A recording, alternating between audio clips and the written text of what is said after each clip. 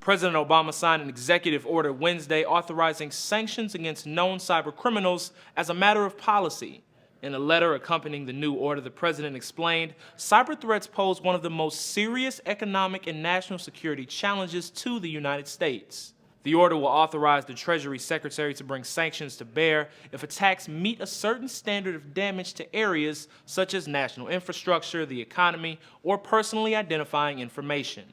It's been a busy few months for the administration's anti-cybercrime arms. Tougher measures have been on the administration's to-do list since President Obama's State of the Union address in January. So we're making sure our government integrates intelligence to combat cyber threats just as we have done to combat terrorism.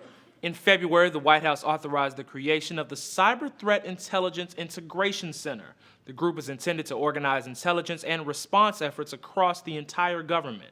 Earlier retaliatory sanctions have been on a case-by-case basis, such as those in January against North Korea, which is suspected of being behind the Sony Pictures hack.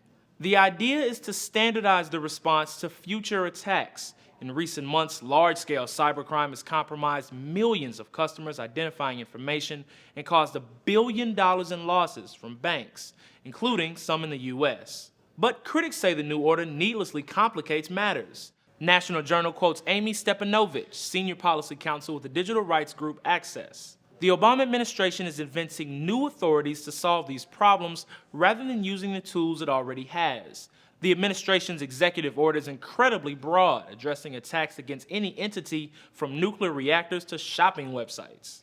The White House says it will only be using the order to target the worst of malicious cyber actors. Officials told the Washington Post the program does not yet have any specific targets.